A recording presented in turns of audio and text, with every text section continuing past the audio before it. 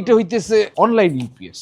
Online UPS a pure sine wave use করা হয়, মানে ইলেকট্রিসিটিটা একদম রিফাইন্ড আসে। আর offline UPS a pure sine ওয়েভটা ensure করতে না পারার কারণে কিছুটা প্রেসার কিন্তু গিয়ে আপনার ইসের উপরে ঠিকই পড়ে, আই মিন পাওয়ার সাপ্লাইতে। কিন্তু ধরেন কিছু সিস্টেম আছে যেগুলো খুবই ক্রিটিক্যাল, যেখানে আসলে পিওর সাইন ওয়েভ ছাড়া অন্য কিছু দিয়ে রিস্ক নেওয়া ঠিক না, সেই সব ক্ষেত্রে আর কি অনলাইন ইউপিএসটা আমরা সাজেস্ট করি। এটা হচ্ছে K-Star HP 930 CS, দাম হচ্ছে 32,500 টাকার মতো। লং ব্যাকআপ করতে হলে হয়তো এটা আমাদের আরো 6টার মতো ব্যাটারি সেল অ্যাড করতে হবে, তখন এটা ঘন্টাখানেক হয়তো ব্যাকআপ দিতে পারবে। বাংলাদেশে যত ইউপিএস দেখেন তার মধ্যে সবচেয়ে বেশি ব্যাটারি মনে হয় K-Star একাই সাপ্লাই করে, দ্যাটস ওয়াই K-Star খুবই পপুলার। এখন যাদের বাজেট নাই তারা কি করবেন, তারা এই K-Star'ই বা অন্যান্য কোম্পানির দেখা যায় অফলাইন ইউপিএস পাওয়া যায়। এইটার 3kVA মানে 3000 VA এর দাম যেখানে 32,000, সেখানে অফলাইন 3kVA এর দাম অর্ধেকের একটু বেশি হইতে পারে, কিন্তু ওইখানে আপনি পিওর সাইন ওয়েভ পাবেন না। অফলাইন ইউপিএস এর ঝামেলা যেটা হয়, পাওয়ার ফ্যাক্টর কারেকশনের জন্য দেখা যায় 2000 VA-টা অ্যাটলিস্ট 1200 ওয়াট দেওয়ার কথা, কিন্তু 1200 ওয়াটের ধারে কাছেও দিতে পারে না, কিউসি টিউসি নাই। এই ধরনের ইস্যুগুলো আমরা দেখি, এগুলো নিয়ে একটা ডিটেল কন্টেন্ট বানানোর জন্য আমরা কিছু